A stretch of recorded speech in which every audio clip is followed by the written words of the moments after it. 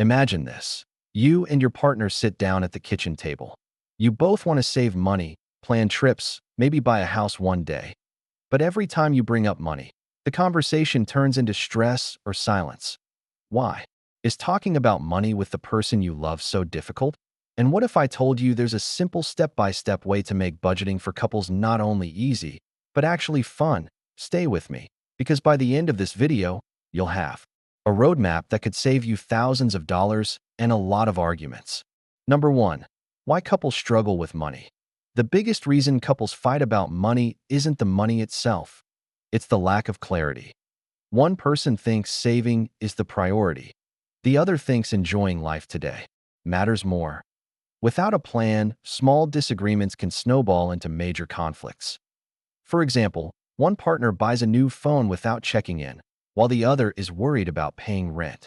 The problem isn't the purchase. It's the missing conversation. When you don't know where your money is going, trust gets shaky. Number 2. The power of financial teamwork. Here's something interesting. Research from Ramsey Solutions found that couples who budget together are far more likely to say they're happy in their relationship. Why? Because money is a team sport.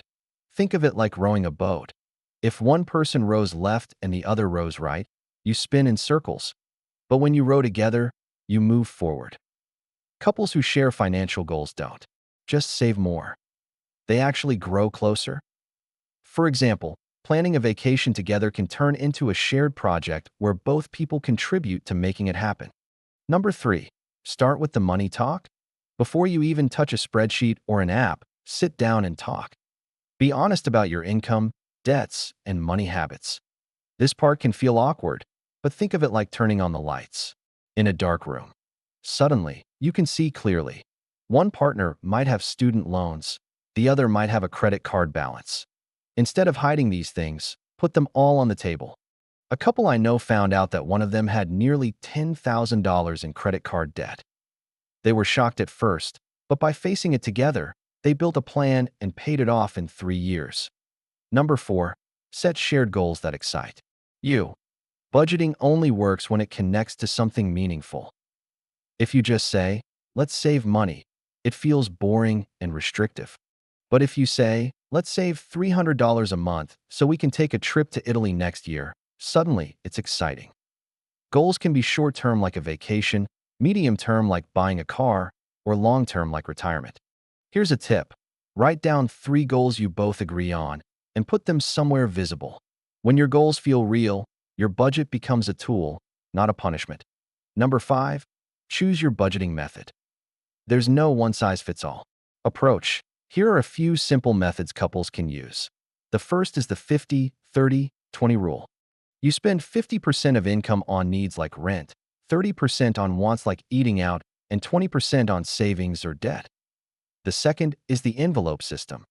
You use either cash or digital envelopes for categories like groceries, fun, and bills. When the envelope is empty, you stop spending. The third is zero-based budgeting. Every single dollar has a job. Nothing is left floating. For example, one couple I coached used zero-based budgeting and found an extra $400 a month they didn't even realize they were spending on takeout. That money started going into their vacation fund instead. Number 6. Decide how to split expenses. This is where many couples get stuck. Should everything be 50-50? Should it be based on income? There's no universal answer. Here are 2 common approaches. Equal split. Each person pays half, no matter what they earn.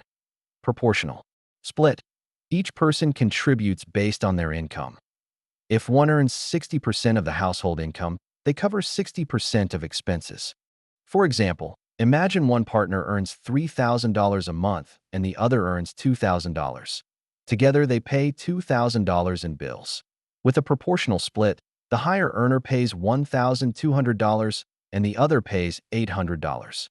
This way, it feels fair without leaving one partner struggling. Number 7. Combine or keep separate. Another big question couples face is whether to combine finances. Some put everything into a joint account. Others keep separate accounts and split bills. And some do a hybrid, one joint account for shared expenses and separate accounts for personal spending. Example, Sarah and Mike keep one joint account for rent, groceries, and utilities.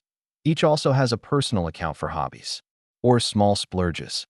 This way, they feel like a team but also keep their independence.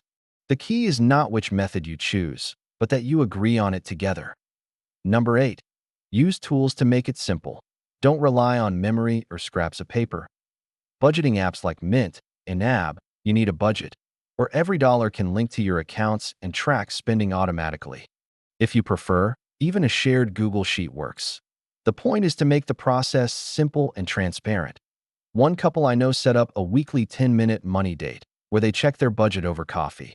Instead of feeling like a chore, it became part of their routine. Number 9. Plan for surprises. Life doesn't always follow the budget. Cars break down. Medical bills pop up. That's why every couple needs an emergency fund. Aim for at least 3 to 6 months of living expenses. Start small, even if it's just $500. For example, John and Lisa had saved $1,000 in an emergency fund when their refrigerator died. Instead of panicking, they calmly replaced it without touching their credit cards. That's the power of planning ahead. Number 10. Don't forget personal money. Here's a secret to avoiding fights. Give each partner a small allowance of no questions asked money. It doesn't matter if one spends theirs on video games and the other on coffee. What matters is freedom. For example, if you each get $100 a month to spend however you like, you avoid the resentment that comes from scrutinizing every purchase. This little step can save big arguments. Number 11. Review and adjust together. A budget isn't set in stone. Life changes, jobs shift, goals evolve. That's why it's smart to review your budget every month. Ask yourselves, did we overspend in one area? Did we save enough? What do we need to tweak? For example, one couple noticed they were consistently overspending on groceries by about $150 a month. Instead of fighting, they adjusted the grocery budget upward and cut back on eating out. Problem solved. Number 12. Celebrate wins along the way. Budgeting isn't just about sacrifice. It's about progress. Celebrate when you pay off a debt, hit a savings target, or stick to your budget for 3 months in a row. It doesn't have to be huge. Maybe you treat yourselves to a nice dinner or a movie night. Rewarding progress keeps you motivated. Imagine how good it will feel to look back and say, "We did this together." Number 13. Keep money talk positive. Here's one last thing that makes a huge difference. The way you talk about money matters. Instead of saying, "You always overspend," try, "How can we adjust this category so it works better for both of us?" Stay solution-focused, not blame-focused. For example, one couple I worked with turned arguments into brainstorming sessions. Instead of saying, "You spent too much on clothes," they said, "What if we add a clothing category into the budget so it feels planned?" That small shift in language changed everything. Number 14. Align your money values. Every couple has different money values shaped by childhood, culture, or personal experiences. One partner may see money as security, while the other sees it as freedom. Take time to talk about what money means to each of you. For example, if one of you grew up in a family that always struggled, you might be naturally cautious. If the other grew up in a family that traveled often, spending on experiences might feel more important. Understanding values helps avoid misunderstandings and builds empathy. Number 15. Create a debt payoff strategy. Debt can be one of the biggest stress points in a relationship. Instead of ignoring it, create a plan together. Two popular strategies are the snowball method, where you pay off the smallest debts first, and the avalanche method, where you target the highest interest rate debts first. For example, if you have a credit card with 18% interest and a car loan with 6%, the avalanche method suggests tackling the credit card first. Agreeing on a method keeps you both focused and motivated. Number 16. Automate your finances. Couples often get busy and forget to pay bills or transfer money into savings. Automation solves this. Set up automatic payments for recurring bills and automatic transfers into savings accounts. For example, if you both get paid on the first of the month, schedule $200 to move into your joint savings that same day. This way, saving happens without constant reminders or arguments. Number 17. Budget for fun together. A common mistake is cutting out all fun in the name of saving. That only leads to burnout. Build in a category for date nights, weekend getaways, or hobbies. For example, setting aside $150 a month for fun money you spend together ensures you enjoy the journey instead of resenting the process. Couples who include joy in their budget are more likely to stick with it long term. Number 18. Plan for big milestones. Budgeting isn't just about today. It's also about preparing for big life events. Engagements, weddings, having kids, buying a home, or even starting a business together all come with major costs. Start early. For example, if you know you want to buy a home in 3 years, begin setting aside money for a down payment now. Planning ahead reduces stress when the milestone arrives. Number 19. Consider retirement early. It might feel far away, but the earlier you and your partner plan for retirement, the better. Small contributions today can grow into a large nest egg later. For example, if you both invest just $200 a month in retirement accounts, starting in your 20s, by the time you reach 65, compound growth could turn that into hundreds of thousands of dollars. Thinking long-term together builds financial security. Number 20. Protect each other with insurance. Budgeting isn't only about spending and saving.